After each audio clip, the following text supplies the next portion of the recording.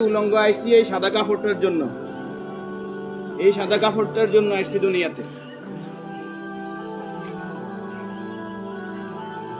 পুরুষ মানুষ ঢাকার দরকার নাই, সাদা কাফন দেখলে অন্তরের মধ্যে কি আসে, হয়। আর সেটা মনে রাখবেন, পুরুষের ঢাকার দরকার নাই, মহিলাদেরকে এভাবে উপর দিয়ে ঢেকে দিতে হয়। মরণের হরে জীবিত থাকতে দরকার নাই। কি কন?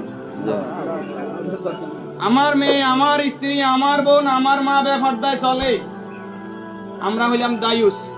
ওই পুরুষ দায়ুস যে তার স্ত্রী সন্তানকে পর্দা করায় না। আপনি থাকতে আপনার স্ত্রী কিভাবে ফেরিওয়ালার সামনে যায় আলু ফ্রাইস কিনে, আপনি দেশে থাকতে, আপনি এলাকা থাকতে আপনার স্ত্রী কিভাবে মার্কেটিং করে যায়, এভাবে বাজার সদাই করে, আপনি পুরুষ কেন পর্দার ব্যাপারে সচেতন নয়? আপনার উপযুক্ত মেয়ে ওড়না ছাড়া ঘর থেকে বের হয় কিভাবে? আপনার মেয়ে, আমার মেয়ে কিভাবে পায়জামা টাকনুর উপরে পরে? আমার ছেলে কিভাবে পায়জামা টাকনুর নিচে পরে?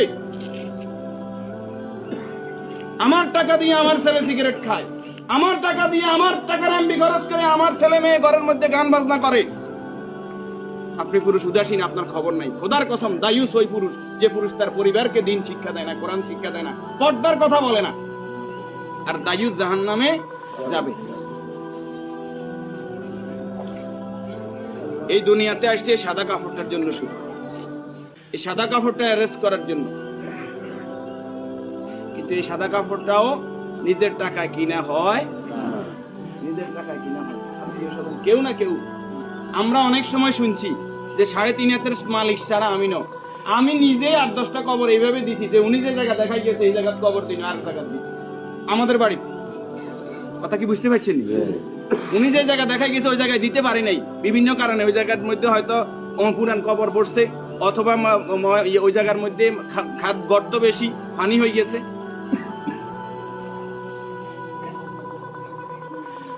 তাহলে আমার শেষ জায়গাটাও আমার নির্দেশনা মতো হয় না, পরিবারে যারা আছে তাদের নির্দেশনা মতো হয়।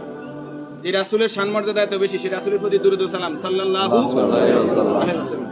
সম্মানিত উপস্থিতি, আল্লাহরই গোলাম চেহারাতে বলতেছে অবশ্যই নেককার পরেজগার ছিল। আল্লাহ তাআলা ওনার জীবনের গুনাহগুলো মাফ করে দেন, আমিন। যে নেক আমলগুলো করেছে, দান সাদাকা করেছে, এর বদৌলতে কবর, হাসর, মিজান, ফুলসিরাত আল্লাহ কি করে দেখ, করে দেন।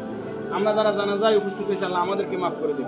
আল্লাহ তাআলা এই পরিবারকে ধৈর্য ধারণ করার তৌফিক দান করুন, আমিন। 40 জন জানাজাতে কাদেরকে উপস্থিত করাইবেন? আমাদের কত বলবো, বলতে আর বলতে মনে চায় না। সব জানেন কিন্তু আমল নাই।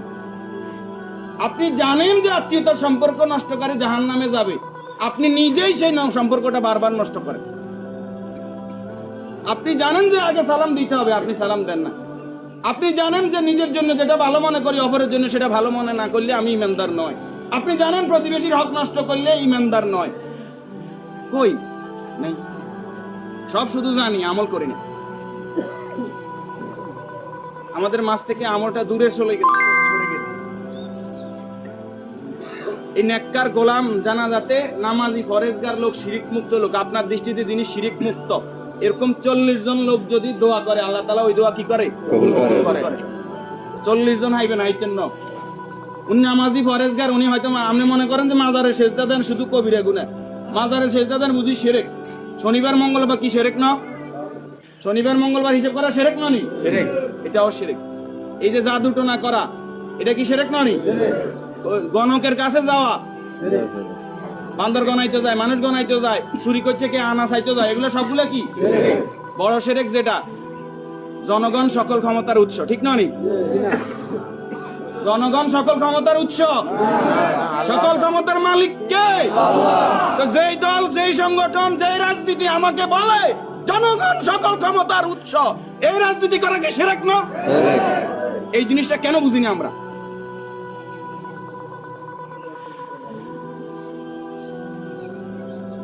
আপনি মুখে বললেন জনগণ সকল ক্ষমতার উৎস, অন্তরে আপনি বলবেন যে হ্যাঁ আল্লাহ সকল ক্ষমতার উৎস, এটা তো আল্লাহ মানে না। মুখে যেটা বলতে হবে অন্তরে এক থাকতে হবে। তাহলে সকল ক্ষমতার মালিক কে? আল্লাহ। আর যারা রাষ্ট্র ক্ষমতায় গিয়ে, একজন মুমিন ইসলামী রাষ্ট্র ব্যবস্থার বাইরে যাওয়ার কোনো সুযোগ নাই। যদি আওয়ামী লীগ আবার তওবা ইস্তেগফার করি আই কয় যে আমরা আল্লাহর আইন অনুযায়ী রাষ্ট্র চালাইম, আমরা কইম আলহামদুলিল্লাহ। বিএনপি যদি কালকে বলে যে আমরা রাষ্ট্র চালাইম আল্লাহর আইন অনুযায়ী, কোরআনের আইন দিয়ে রাষ্ট্র চলবে, সৎ নামাজি ফরেজগার লোকরা চেয়ারম্যান মেম্বার হইব, তাকওয়াবান হইব, আমরা বিএনপির সাথে আছি, বিএনপি কে ভোট দেব। যদি জামাত ইসলামী বলে আমরা আল্লাহর আইন দিয়ে রাষ্ট্র চালাইবো, কোরআন চালাইবো, দেশ তাকওয়ার ভিত্তিতে চলবে, রাসূল যেভাবে চালাইবে আমরা তাদেরকে ভোট দিব। যদি চরমরাই বলে তাদেরকে ভোট দিব। আমাদের ব্যক্তিগত কারো কোনো আরস নাই। আমরা এই জমিন আল্লাহর, এই জমিনে আইন চলবে কার? এবার যেই আসুক এই তকমা নিয়ে আমরা তাদের সাথে আছি। রাজি আছেন? আল্লাহ তাআলা আমাদেরকে কবুল করুন। আমিন। উপস্থিতি এই মুহূর্তে আমি শুরুতেই আপনাদেরকে